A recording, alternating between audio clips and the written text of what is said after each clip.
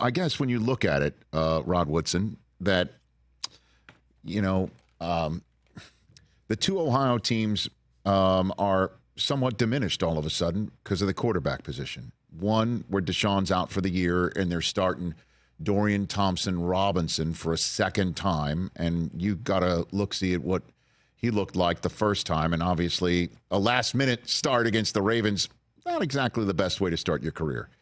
But you take a look there, and obviously Burrow, that was a frightening moment and one that could potentially linger for a while. So that leaves a team that's already beaten Baltimore and Cleveland sitting right there at the Pittsburgh Steelers, potentially winning this division. Because if they win in Cleveland, they sweep the Browns. They have yet to play Cincinnati, who may not have Burrow for a bit, and maybe not even when they face them. How much of a threat in your mind are the Pittsburgh Steelers, Rod Woodson? They're playing great football. I mean, a team that has been outscored and still has a winning record. Outgained every game. You never would have thought of. You never would in your life would have said that's possible. How can you get outscored but still win? And that's what they're doing. They still find a way on defense to make plays, and that offense for the Steelers, one drive, two drives a game. And they score some points and they win. And it's the craziest thing. That's why I give so much credit to Mike Tomlin. If nobody's ever been in a room when Mike Tomlin speaks, he can raise the hair on the back of your neck up and make you want to really play. And he's done a tremendous job with a group of players. What nobody thought they were going to be having a winning record.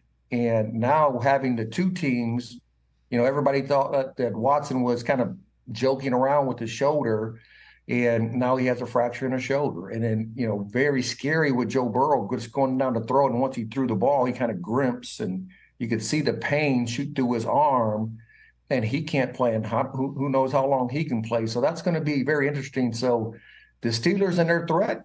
Yeah. Now, the great thing is they got to come and play in Baltimore at the end of the year, the last game of the year. Yeah. It could be it.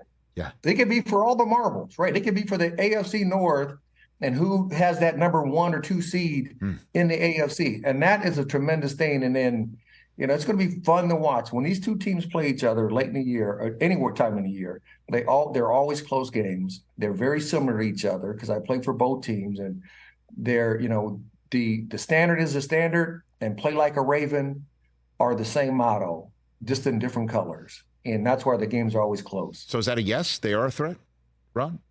I think they are a threat. You always got to think that any team inside your division who has beat you already is a threat, because if they sweep you now, if they don't win, all their games leading up to the point, and Baltimore does, then it doesn't really matter. Right. Because Baltimore have a better record.